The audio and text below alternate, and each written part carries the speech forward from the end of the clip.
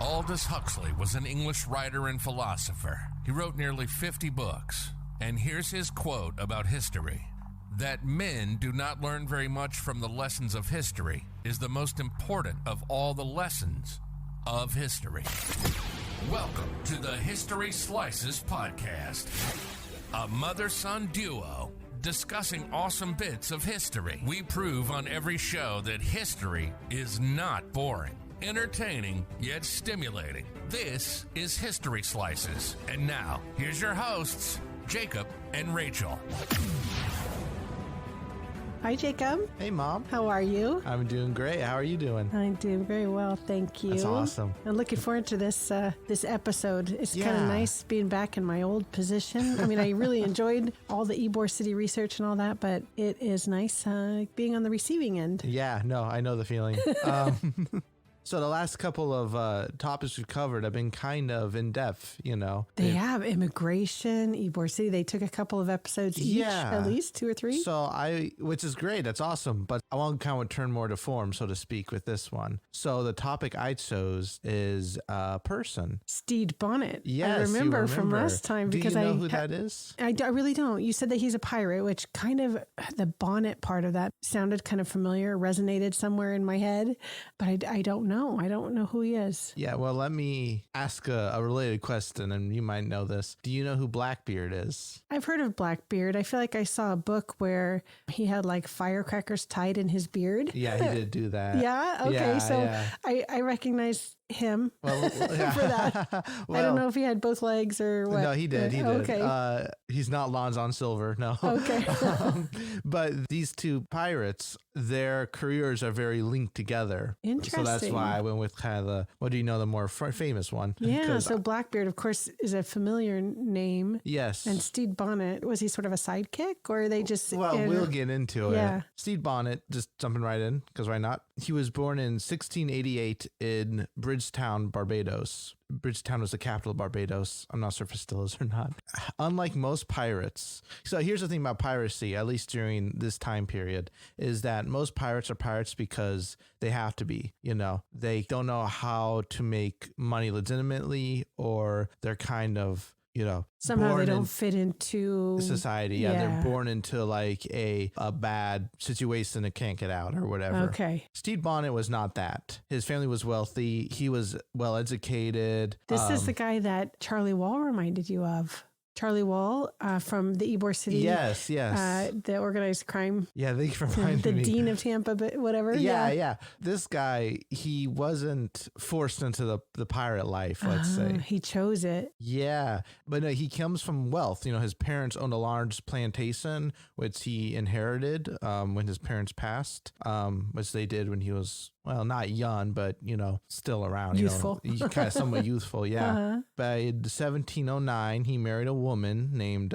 Mary Allaby, which, because the new father-in-law was also wealthy, that gave him some more wealth. Oh my gosh, why would you ever choose a dangerous career when you've got all that kind of money? That's the question, yeah. Together they ended up having 4 kids. He was an adventure seeker, maybe. So in his life, before pre-pirate, because this is all pre-pirate stuff, he joined the British Army and eventually got the rank of major in like the local kind of militia, you know. All in all, things are going pretty good for him. Now, 1717, despite everything we just said, he left his family and decided to become a pirate. Oh my gosh. We don't know why. There's been several theories put forth over like the years or centuries now, I guess, because this was early 1700s, as to like why he did this. He was too young for a midlife crisis. Yeah. Well, some theories is that he might have been looking for more excitement in his life. You know, he was bored, basically. Yeah, felt trapped or something. Yeah. Some thought that he might have been suffering from a mental illness, which I don't know if I buy, just because of everything else in the story. It's possible, and I just don't know, but I don't know if I buy that personally. And there's also a kind of a funny idea that maybe he was just fed up with his wife and was trying to get away from her. Something snapped. Yeah. She burned dinner one time too many. Or Jesus was too naggy. I don't know, something, whatever it was. Another kind of thing that has some actual evidence behind it as to why he might have done this is there is a record of him borrowing 1,700 pounds that year, which might suggest that his finances weren't as great as people had thought. That's the one that seems more plausible to me. Like maybe he accidentally gambled away his money or something, and something like needed that. money to maintain who knows. Yeah, so he did whatever the cause. He decided one day, seemingly out of the blue, enough with this. I'm going to become a pirate. So he went down to the local docks looking for a pirate ship. Exactly. He actually bought a ship, which is very unusual as well, because normally pirates, they just steal a boat or whatever, or ship. They wouldn't go through like the legalities of actually purchasing one. Yeah. He did. Or they might just find one that's already in existence and somebody else is already captain or whatever. Sure. He named this the Revenge.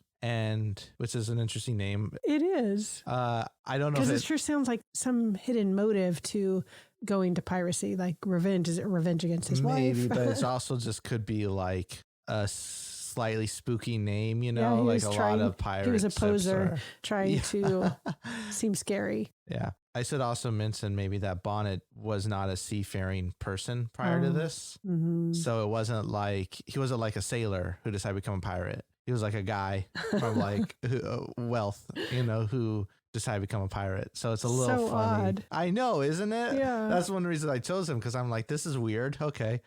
He hired a crew because, Barbados is in the Caribbean. So there's like lots of sailors and lots of like crew members or willing crew members, for a paycheck. His crew's around 70 to 80 people. That's huge. Yeah. I mean, I don't know. So the thing about SIPs at this time is I don't know if that's too big or too small, because sometimes SIPs, I know by like the early 1800s, there'd be like 100, a little more than 100 people on a SIP. But I don't know if... And it probably depends on the size of the ship. Yeah, I don't know how big the Revenge was. But my gosh, I didn't imagine the crew would be that big. I was thinking like less than 10 people. Oh, yeah. I guess it's like just in case like spares and stuff, I suppose. Regardless, he hired a bunch of people. He also had a lot of money to toss around. So there was that, at least allegedly. Of course, we don't know all the details. So something that he did a little differently than other pirate captains is normally when pirates would sack a ship, they would divide the loot up amongst the crew, and the captain would get kind of like the lion's share. That's just kind of how it was done. Mm-hmm. Bonnet, on the other hand, gave them a monthly salary. He kept all the treasure and all the stuff they stole, but he would pay them out of his own pocket. Wow. That's a totally different way of doing business then. Yeah. So going into piracy for a regular paycheck, that sounds crazy. I know, right? Yeah, like it's a legitimate business. Yeah. Well, I think it's possible he didn't know what the etiquette, if that's the right word, was, like how it's usually done. Standard operating procedure. Yeah, whatever the reason, it probably kept his crew loyal enough, because he clearly had no knowledge in sailing or piracy. And so it was basically up to like his crew and his like first mate or whatever to run things. So they had to really trust each other, really. Yeah. Yeah. And it was nice getting that paycheck. My gosh. Mm-hmm. So he set off at this point, to straight up left his family, which isn't great, but I don't necessarily think he's the best person in the world. And he did well initially, all things considered. He raided 4 ships, the Anne, the Turbot, the Yun, and the Endeavor, off the coast of Virginia, which of course is still a colony then. Okay, that was going to be my question too, was where, so they were all sort of in the same location? Yeah, this is like Caribbean off the eastern coast of what will be eventually the United States. Mm-hmm. That side of the Atlantic, kind of. Wow. Yeah. I mean, that was a hotbed for piracy at the time. Like a lot of them were operating within and out of the Caribbean. Wow. So here's the thing. He let 3 of the ships go. He stole the stuff and then let them go. He actually was, I'll get to it in a minute. He didn't kill anybody but he did burn down a turbot. And the reason why people think it is that it was from Barbados, which is where he's from. Oh. And any ship that they ended up boarding that was from that island, he also treated the same way. Okay, so he burned down the ships that might lead back to him, sort of? Yeah, well, we're not sure why. It might have been that he was just resentful of his old home, or maybe he just didn't want his old neighbors to find out that he become a pirate, because he kept it hush. Like when he bought the ship initially, like he didn't tell anyone he was doing this because it's illegal, but also because like They're like, hey, what's with the new sip? He's like, oh, it's a business venture. Wink, wink, nah, nah, nuts. And then he just disappears in the night, basically. Or not the night, but you know what I mean? Like suddenly without warning. Yeah, wow. So he head to New York waters. He captured another ship and then he docked to resupply. The thing about pirates is that they eventually need to resupply. They've got to come into port somewhere. Yeah. So there are some like pirate havens, like areas that are kind of lawless or kind of turned a blind eye to piracy. But in others, you have to kind of be on the down low. You know, it's a little more risky. Yeah. So by August of the year 1717, the Revenge was heading back to South Carolina, like that area, in the off the coast, obviously. So he actually did quite a business between the time he left and in August of 1717. Yeah, so he captured 2 more ships on the way, a sloop that was coming from Barbados, which he burned down. It had sugar, rum, slaves, you know, like stuff that was sold. And it was captained, imports captained by Joseph Palmer. And then the second ship was a brigantine from New England, which is captained by Thomas Porter. Kind of confusing. I know. Don't worry about the names. They're not important. I was just like giving details. Well, it's interesting. Yeah. So he ended up getting the nickname as a gentleman pirate because of his abnormal behavior as a pirate. Not necessarily as like a person, but as a pirate. Yeah. Because a lot of if you're not from Barbados, a lot of the ships he raided were like kind of just let go, you know, and he wasn't like overly cruel or violent. Right. You know, so he kind of got the reputation of being like, okay, that's his nickname, you know, the gentleman pirate. Yeah. So if you're coming in or traveling those waters, you would hope if you get hit by a pirate, it would be this guy. Yes. So all in all, as far as piracy goes, his early career, I guess you can say, as a pirate, it was pretty successful. But probably says more for like the crew's experience than his, but just because again he was very unexperienced. Yeah, but they managed to capture. They managed to be successful, which I think does a lot for keeping a 70-person crew of pirates in line, I guess. But they're still like Tinson and stuff, and we'll get to that later. But they made landfall at Nassau, which was a pirate haven at the time, to kind of cast in some of the goods they had stolen. It was their very kind of fateful meeting. Stede Bonnet met Blackbeard. Now, I'm just picturing this. There's like a little pub or something near the water's edge, and you know, Bonnet walks in there, and Blackbeard's having a pint. Yeah.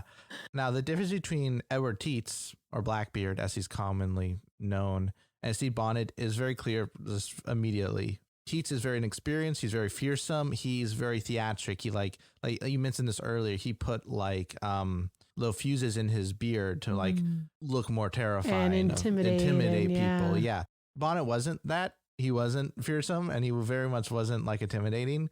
He was kind of like a guy who had a very, I think, romantic view of piracy. So Teats's crew feared and respected Blackbeard. You know, like they were like, this guy's crazy, but he's giving us lots of loot, so it's good. Bonnets didn't really respect him. You know, they were there. They thought he was too soft. He's too soft. He's giving us all this money, so I'm staying around. And, you know, but it's like he isn't, he's not like a cool guy, you know? Yeah. That's not like the best way to say that, I think. But you know what I mean? Like, I get it, because he doesn't have the right demeanor. He doesn't have the pirate demeanor. Yeah. Keep in mind, just to put this on a timeline, Blackbeard's Sip. Do you know what Blackbeard's Sip was called? I don't. The Queen Anne's Revenge. Oh. Yeah, it's a very famous sip. This was before he got that sip, though. So to put that in a context, this is kind of, I don't know if I'd say early, but this is earlier on in Blackbeard's career than kind of what he's more famous for. Yeah. Okay. Either way, despite all these differences, the two of them got talking and it's hard to say if they were friends or partners, but they ended up teaming up, basically. Now, there's a commonly thought that Blackbeard was using Bonnet because he wanted Bonnet's sip and crew for his own fleet. And when I say fleet, I mean like he had a couple sips. You know, it wasn't like a massive armada or anything, but you know, fleet, because that's more than one sip. And we'd probably be right, but we don't have any like direct confirmation on that, because these are like pirate, you know what I mean? Like there's not a lot of documentation. Right. I could see how it would be plausible though. Yeah. With the two, I mean, just thinking stereotypically about pirates and what Blackbeard, his personality and demeanor, and somebody like Bonnet, who just really didn't come into the game with the right goods, kind of, just because of his, he just seems like he'd be beaten up pretty easily on the school ground. Yeah. I also think I should mention a lot of this information, not all of it, but a lot of it comes from court proceedings. Oh, that's fascinating. Yeah. That's good to know. Yeah. Also, one of the governors of like that, one of the areas in the time, I can't remember which one, he wrote a book about pirates that were active at the time, but because he's a lawman, he's a governor, some of the information's a little biased, which fair enough. But a lot of pirates at this time, he's kind of like the source of authority historians go to get information. That's really interesting. He wrote like a book, like all about pirates, or that's not the title. But and still not an insider's perspective because he wasn't a pirate. But that's really interesting. So just a side note. So they set off again. This time Bonnet is on Blackbeard's ship, and Lieutenant Richards, which is one of Blackbeard's men, he's put in temporary command of the Revenge. So this guy just got like absorbed, kind of like they kind of just teamed up basically. And they were really effective. They captured like at least a dozen ships around the Bahamas, probably because of Blackbeard, but it's fine. Don't worry. More so than Bonnet. So by the time they returned to Carolina, they had 4 ships with around 300 to 400 men. It's a huge operation. Yeah. So some of the ships they would keep if it was like fit the bill, I suppose, and they thought they can get away with it. So despite all these successes, Bonnet was actually pretty depressed. He was pretty unhappy because he wasn't the awesome pirate captain that he kind of dreamed himself of being. He was basically like a prisoner who'd given up his own ship willingly, because like Blackbeard still treated him as a guest, and still he still had like a share of the loot and all that. But he knew that like, well, I can't really say no, or else he just kick me out. I feel kind of sad for Bonnet. I mean, it's easy to because he kind of got screwed over. Yeah. But at the same time, he was trying to be a pirate. And then burned ships down. So it's, he wasn't a stand-up guy. No, but he wasn't the worst person in the world.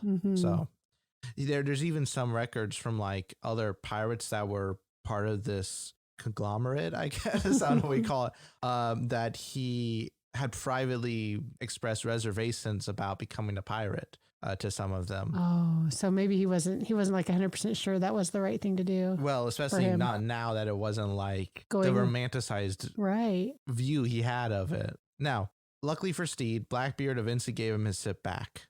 What happened is that Blackbeard, that is, he had captured another ship. It has like a Spanish name, so I'm going to try to pronounce it well. La Concorde? I'm not sure. Regardless, he renamed it the Queen's Anne Revenge, and that became kind of his personal like flagship. He apparently really liked the boat, and he let Bonnet go because he didn't need a ship anymore. He was like, "I'm good," like at this point, you're just extra mouths to feed. Yeah, you're just kind of extra stuff I don't need, so I kind of trim the fat a little bit and go. And then Bonnet was like, "Okay, cool," and despite saying he had reservations earlier, he went back to being a pirate because I guess it was just at this point, what's he going to do? Go get a job someplace else? Yeah, he's like a wanted person now because they know who he is now, So he resumed command of the Revenge, though his crew still wasn't really happy with him because they kind of saw how Blackbeard and how a pirate is supposed to act, and kind of like the success. Blackbeard was more successful than Bonnet was, and so they kind of like, okay. Yeah, now they had a comparison. Yeah. So this is kind of funny. In 1718, he tried to attack a well-armed merchant ship, which didn't go so well. I guess he was feeling confident. Or desperate. They didn't get any loot. He was also injured in the fight. Oh, boy. Yeah, it wasn't life-threatening, but it was still like not great, So soon after that, they ran back into Blackbeard's fleet. Because again, they're all kind of operating in the same general area same waters, on the map. And Bonnet's crew basically threw themselves at Blackbeard, being like, "Please take us back." Oh my gosh. Like, we can't stand this guy. Wow. It's not worth it. Please. And so they're sick and tired of Bonnet, basically. And Bonnet was, again, a guest / prisoner of Blackbeard. Oh. There's some debate, rather, that brief bit of independence happened or not, or if it's getting confused with something else, but for the sake of like, I guess, completeness, I just put in there as like, this might have happened. Right. We're going to assume this happened. We're going to assume it happened. Even though it's not 100% sure. Sir. So A few months later, the two of them, Bonnet and Teats, Blackbeard, they leave each other for the last time. And let me explain what happened. And can you tell me what year this was again? This is 1718. So Blackbeard, in probably what is the most brazen move a pirate has ever done, he blockades Charlestown, or Charleston as it's called nowadays. Charleston in South Carolina. Yes. They needed medical supplies, what it was. And he didn't want to like just get arrested the moment he came ashore. So he blockaded like the port, like the town, and he wouldn't let anyone through until he got what he needed, medical supplies. And it was like one of the most craziest movie-esque themes ever. Wow. But anyways, after that, they went to Topsail Island, which was another kind of pirate hideout with a name to tip you off. And the two of the ships, including the Queen Anne's Revenge, ran aground and were uncoverable. They got stuck there. They got stuck there. So the Revenge and the Queen Anne's Revenge? No, two of the ships, including the Queen Anne's Revenge. Oh, two of Blackbeard's ships. Yeah, I don't know what the other one was. I see. So I couldn't find it, which is quite a setback for him. Yeah. So it made Blackbeard consider getting a pardon from the Carolina governor, Charles Eden. Wow. And what pardons were, this is a policy that King George I put in place because he was like, there's a lot of pirates here and it's really messing up trade and business and all that. And the pirates can't stop because they can't do something else. Yeah, because they just get executed. Yeah. So he made a one-time only deal, basically, that any pirate that shows up before a deadline and registers can have their slate wiped clean and they can become pirate hunters, Oh my gosh. Yeah. Well, I'm a little bit confused and I'm not sure if you're still building up to this, but you said that Bonnet and Blackbeard parted ways. Yes. And then he went to they did the blockade of Charleston. I'm sorry, they haven't parted yet. I'm building up to when they do. Okay. Yeah. I'm sorry. I got a little bit confused about the time, but I thought maybe you were still building up, but I didn't want to get too far away from it. No, I totally get you. Yeah, no, I'm sorry. There's a lot of lead up here. So while Blackbeard requested this pardon, he was still with Bonnet. Yes. Okay. I mean, the policy is kind of crazy, but I suppose there's some logic to it because it's like trying to incentivize people to stop being pirates. Yeah. And I think you probably had to come up with some dramatic or drastic idea of how to stop that kind of thing. Yeah. It wasn't the most effective, I think, because I think a lot of pirates thought it was some kind of trick. They'd be like, hey, I got you, clamped in irons,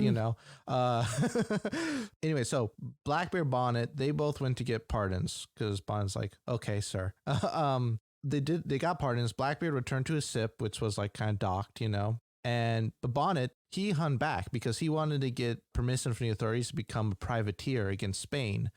England and Spain were at war at the time. And he thought that basically Bonnet was trying to have his cake and eat it too because he still wanted to be a pirate, but he didn't want to, he wanted to do it get legally, in trouble, quote unquote. Yeah. So he was like, I can just be a pirate against Spanish ships and England won't care. I'd be like sanctioned because that's what privateers were. They were basically sanctioned pirates. Anyways, so he was told in order to do this, it was a bit of a process. They said, you need to go to Island of St. Thomas. You can get a privateer commission there. He's like, okay, sir. So he went there, gets a commission, comes back. By the time he comes back, Blackbeard's fleet is gone. The Revenge is left, but it's stripped of all the goods, abandoned, and ran aground.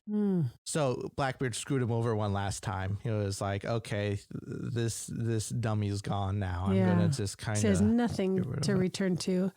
So when he's under commission, does that mean that he would have had to use his own boat or they would have, or ship? I think it's under the impression that if you're a pirate, you have a boat, or a privateer, you have a boat already, I guess. Yeah. I could be wrong about that, but it kind of sounds like that since he went back to find at least his boat. And that wasn't, So was he not able to become a privateer after all? Not really, no. But one thing Blackbeard did do was, he had also abandoned Bonnet's old crew as well. There's been some thoughts that it's possible this was all a gambit and he had purposely ran aground the Queen's Anne Revenge to have this whole pardon nonsense happen so that he can cut off dead weight from his fleet. That sounds pretty intelligent. Yeah, that's a thought. We don't know for sure, but it kind of worked out for him in that sense. But Bonnet's old crew, they were feeling pretty betrayed by Blackbeard as well. So they all joined back up with Bonnet to try to get revenge on Blackbeard. It's like an awesome movie moment. So they repaired the ship. It got seaworthy again, and they set out to get revenge. Oh my gosh. Why didn't Bonnet, if his ship is going again, why didn't he just use his commission as a privateer against Spain? I think he was just too focused on Blackbeard, or he's just, I don't know. We're not sure exactly what the motive was, but this is what's happening. He wants to go get revenge. Now, as awesome and amazing as it would have been for these two to face off in a climatic battle, it never happened, which is kind of history in a nutshell. Yeah. Like, it's very anticlimactic. Isn't there a line in The Princess Bride, there's not a lot of money in revenge? Yeah, well, there isn't. So Bonnet got word, just through like the pirate grapevine, I guess, that Blackbeard had moored up his ship in Ocracoke Inlet, which is an estuary, which is where a river meets an ocean. But by the time Bonnet and co got there, the area was abandoned. And that was the last time that they were within like close proximity of each other, Bonnet and Blackbeard. Wow. Yeah, like he left and then Bonnet stood up basically. Mm-hmm. So Bonnet decided to go back to his roots as a privateer because revenge wasn't really working out for him. But they had no supplies and they had no money because Blackbeard took everything. And they couldn't just raid a ship because they technically weren't pirates anymore, so they can't just steal it. So, you know, because if they broke the deal, that's it. Cards off the table, you're a pirate again. And it was a one-time offer. So, you know. So they could really like throw the book at him. Death. Yeah, and it's not just like you're a pirate and you lied to us at that point. So it's like, so now we're going after you. Yeah. So they tried to, this is really funny to me. They tried to exploit a loophole where they forcefully traded, quote unquote, with two merchant ships. Oh. Which basically means that they raided them, but you know, they were like, they gave them like ropes or something to like, so he was, oh, we traded. It's a trade. Oh my gosh. At gunpoint, but it's a trade. It didn't really go over well because no one bought it. And they were back to being pirates in the eyes of the law and themselves, honestly, because they're like, okay, well, screw it. It's a real roller coaster of it like sounds like it. So this is another funny thing. Bonnet, he was trying to avoid the heat, you know, because at this point he's very wanted. And so when you say heat, you're talking figuratively. I mean like the authorities. Yeah, I don't mean like heat. Yeah. It was hot out. I'm sure it was because it's in the Caribbean. He made up a fake name. He called himself Captain Thomas, and he changed the name of the Revenge to the Royal James to try to hide the fact that he's Bonnet. Wow. Mm-hmm. No one was fooled by this, but you know, he gets points for trying. Seriously, that was pretty creative. Yeah, and I don't know quite what it means, but an interesting thing was, as Captain Thomas, he was way more ruthless and successful than he had been as Bonnet. That's fascinating. And he got like the respect and fear of his crew. Wow. And to the point. So it's almost like he had this alter ego. Or he just learned from Blackbeard. Yeah. Experience. In fact, he was so kind of like, well, I don't want to say cruel, but he's one of the few pirates that historians think actually made people walk the plank. Most didn't. Like, that's something that's like Treasure Island, the book, kind of popularized that idea, but most pirates didn't actually do that. Oh, wow. But some historians think that Bonnet was one of the few that actually did make people walk the plank. And walk the plank, didn't they just like blindfold them and they literally had to walk off the boat? Don't know if they were blindfolded, but yeah, they're basically forced to walk off like the ship, basically. Yeah. Oh, gosh. So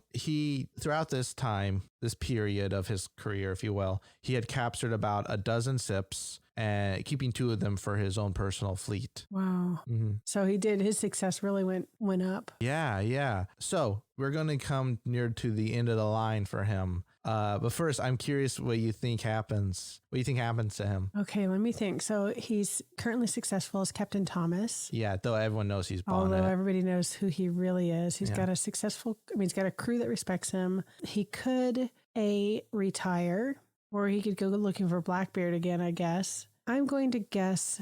Well, he doesn't do anything very rational, so I want to say he retires, but I don't. That's a good observation. I kind of don't think he's going to do that. I think maybe he decides he's going to try to go after Blackbeard again and utterly fails and dies in the attempt, even though he doesn't ever find Blackbeard. That's my guess. Okay, that's your guess? Yeah. All right. So it's been a few months now out at sea being a pirate, basically. he needs to park somewhere. You know what I mean? Yeah. He needs to go somewhere to repair his ships because they've been taking on some damage. They've been getting scuffles and all that. And he decides to hang out in the estuary of Cape Fear River, which is in North Carolina. Basically, like go inland a bit where there's not a lot of people around and kind of just stay there for a while. Now, because the hurricane season was coming up and he's probably knew that, it's a good chance that he was hoping to hunker down for a while. Okay. Like, this was kind of just like a hideout for, I don't know, like a couple months or whatever. However, it wasn't to be. At the time, various governors of like the American colonies and in the Caribbean and stuff, they're really sick and tired of pirates. And they were very much aware of who Bonnet was. And he was like on like the list of like, these are dangerous pirates. They need to be taken care of. FBI's most wanted list. Yeah, sure. And the important thing to take from this is because a lot of things are happening throughout this area at this time. But the relevant thing for our story is that the governor of South Carolina, Robert Johnson, had ordered Captain William Rhett to take 2 pirate hunting ships and go hunt some pirates. Basically, just go out there and if you come across them, take them down, basically. And now we're not sure if Rhett stumbled on Bonnet by chance or if he had a lead or what. Regardless, what we do know is Rhett's 2 ships reached Bonnet's location on the night of September 26, 1718. So keep in mind, Bonnet is in like an estuary, you know, like a river that opens up to the ocean. It's kind of like a bay. Kind of, but it's like a river. Bonnet is trapped because he can't go inland. And the other way, there's these 2 pirate hunting ships, and they know that both parties know the other one is there. Yeah, gosh. So the next morning, because it's night, you can't fight in the dark, you know, because that's not practical. The next morning, they begin to fight. The river is pretty narrow. All 3 ships end up getting grounded up in the shallow water on like separate sides of the river. The Royal James, or Revens, I suppose, and Rhett's 2 ships. They end up basically like getting like all 3 of them end up getting stuck on the ground. And so a gunfight breaks out between like the pirates and the pirate hunters. Yeah, the pirate hunters. Yeah. Which is very much like a movie. Again, it does. It really sounds like, I mean, you can see the suspense, you know, they show up there at night and they just kind of wait it out. And there's so much suspense building. Yeah. Yeah. This shootout lasted hours. I'm not sure how long, but it was a long time. And allegedly, I'm not sure if this part is true or not, but allegedly near the end of the fight, which he was losing, Bonnet tried to blow up his own ship rather than be captured, but his men stopped him from doing so. I don't know if that's true or not, but it's crazy if it was. Yeah. And it's also funny that his man's like, no, I'm not dying for you. I'd rather be captured. They're also pirates, so they might face death anyway. Yeah, right? it's very likely. So I guess, I don't know what's preferable, death by hanging or death by getting exploded. I'm thinking hanging. Maybe, yeah. If it's done right, yeah. So at the end of the fight, Stede Bonnet and 33 of his men survived and were taken into custody. And by the way, fun fact, while Bonnet was imprisoned, Blackbeard ended up getting killed in a skirmish with some separate pirate hunters. Oh, wow. So, yeah. Wow. Before you started telling me about this, I didn't realize there were actually pirate hunters. Oh, yeah. Well, it was a whole like ecosystem of businesses, you know, because you had pirates, you had pirate hunters. So Bonnet and his crew, his remaining crew, I should say, they were taken to Charlestown. He actually managed to escape briefly on October 24th, but was quickly caught again before it can get back out to sea. So basically he escaped like his, like the prison, but he couldn't like get out to sea before he was caught again. Wow. Yeah. So, but the nerve of this guy, this is really funny to me. So well, survival at that point, he's thinking. Yeah. He's just thinking, I got to get out of here. Yeah. Like, it's not so much like, I think. Him being brave or. Yeah, I know, crazy. But still, we also don't really know how he escaped briefly either. It was just like one of those things that is, I think, lost to history. Yeah. More roller coaster drama. Sure. Yeah, probably. It's probably something really complicated and annoying. Of his 33 crew members, 29 were found guilty being pirates, which they were, and were hanged in November. Wow. Bonnet's trial took place a couple days after they were hanged, just because of the way, like, court proceedings went or whatever. And as you can expect, he was found guilty and was scheduled to hang on December 10th. However, he really tried to weasel his way out of it. He really did. He was begging. He was making lots of promises to the governor. He was like writing letters and stuff. he blamed Blackbeard. He's like, it was his fault. You know, all this, like every excuse basically you can come up with. And the public actually kind of liked him at this point. I don't know why. Maybe it was, or at least they had sympathy for him.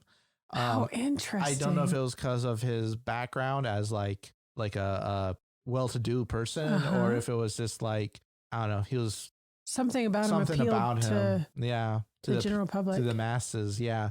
Even Rhett, who's the guy who captured him, he offered to take him to England for a new trial. Basically, like, you know. That's so interesting. This is after 29 of his crew hanged for being on a boat that he was in charge of. Yeah. Weird. So unfortunately for Stede Bonnet, this wasn't enough to convince Governor Johnson, like the one person he needed to convince.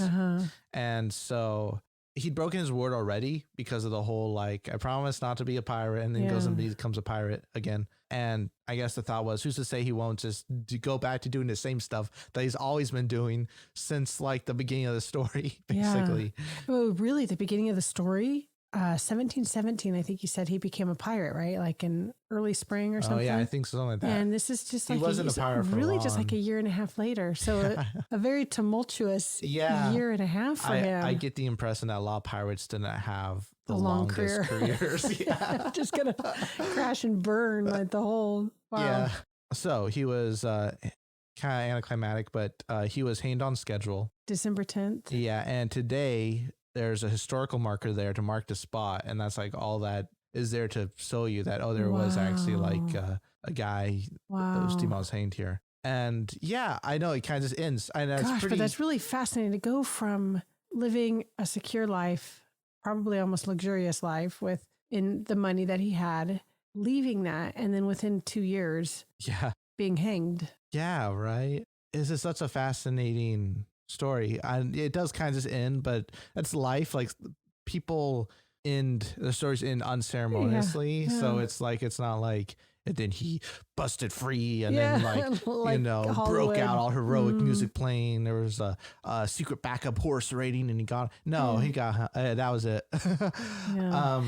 I'm curious, a couple questions, and sure, they're out there, so you may not know the answers. No, that's totally fine. Of the 33 surviving men on the ship, only 29 hanged. So I'm wondering, do you know anything about the other ones? Were they cooks? I mean, how did they get off? I don't know too much about them.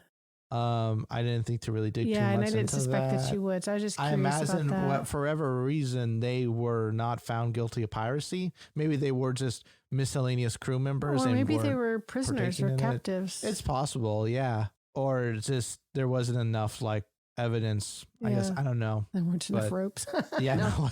Can you imagine hanging 29 people though? Holy cow, that would. I know, right? On like a day. I mean, I don't know how common hangings were then. I know it was like a thing, but I don't know like how many averagely that seems like a huge number of people to hang. And then my second thought is just not really a question necessarily, but I'm just wondering about the family that he left behind. Yeah. You know, kind of wonder what became of them. They still had the money, apparently the land and all that. I don't know. I think his wife might have remarried, but besides that, I'm not quite sure what happened. It's interesting. Yeah. There's descendants walking around today of Stede Bonnet. There's very possible. Stede Bonnet. Yeah, I know. I keep wanting to say Steve. No, because Stede is not a name you hear common, and it's not like last time you mentioned like the horse. At the time it was what you're talking about. It's not spelled like the horse. It's spelled Stede. Yeah, that's not good to know. Steed. Yeah, so it's very much like Steve. Yeah, but just with a D instead of a V. So it's I don't know. Maybe that was more common then, but really curious. Now. Oh, that was a really great story though. Really great story about how it doesn't pay to be a pirate. or perhaps if there is a message to be gleaned from this, it's don't have an overly romantic view of something when the reality isn't like that, you know. Do your homework first, kids, I guess. Do your homework first. I think it can be pretty easy to be pulled in or enticed by a romantic view of a different lifestyle or a different place or whatever. Yeah. Especially if there is a hint of danger and excitement. That too. More than a hint, like a good danger, portion excitement, of riches. No, I can totally see how at that time period, pirates were like this is a great analogy, but they're like the superstars of the time, where they're like, everyone knew about them because they were, if you pardon the pun, making waves. You know what I mean? Yeah, that's true. Yeah, and kind of like the people in the Wild West, like Wild Bill Cody. Yeah, like cowboys and gunslingers and stuff. Yeah, there's who were some of the bad guys of the Wild West? Oh, Billy the Kid. Billy the Kid. Is that? The pirates kind of reminded me of, a century later, probably. Yeah. Some of those crazy characters in the Wild West. People knew their name. Like they created a name for themselves, but not for a good reason. Sure, yeah. I just thought this story was really interesting and fascinating because, one, I don't think a lot of people know about him. Two, this story has everything. It's got suit outs. It's got pirates. It's got suspense, cops and robbers. Revenge. Yeah, attempted revenge. It doesn't really go anywhere, but Is this a kissing book? Yeah, no, that was really great and well told. I liked it. I enjoyed that a lot. That story a lot. I'm glad you enjoyed it. I hope our audience enjoyed it as well. Yeah, me too. Yeah, so can you give us a hint about what's coming up next week? Sure. So next week is something that I've been wanting to cover for a while. It's very amusing to me. And it's a little more lighthearted, somewhat more lighthearted than what we usually talk about. A tricky thing with historical stuff is that it's never lighthearted, not really. So you have to kind of be picky if you want to, This is failed end of the world predictions. Oh, interesting. Failed end of the world predictions. Because I don't know if you've noticed, the world hasn't ended yet. Yeah, we're still here somehow. Yeah. Yeah, that sounds cool. That sounds really great. And I love... We'll get into it next week, but I love reading about it because it's so funny to me. Just how outlandish some of them are. Yeah, how people can be so bold as to proclaim the end of the world and then it doesn't happen. And yeah, that sounds like it's going to be a fun conversation, Jacob. Totally. I'm looking forward to it. Awesome. So audience, thanks so much for joining us. We'll see you next time. Bye. Confucius once said, "Study the past if you would define the future." You've been listening to the History Slices podcast with Jacob and Rachel.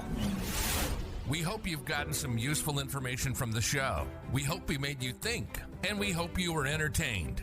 We know we had fun, and we'll be back soon. But in the meantime, hook up with us on Facebook at History Slices and on Instagram at History Slices Podcast.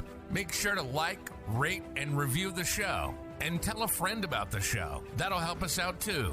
One more quote before we go from Michael Crichton. If you don't know history, then you don't know anything. You are a leaf that doesn't know it's part of a tree. Till next time, this is History Slices, signing off.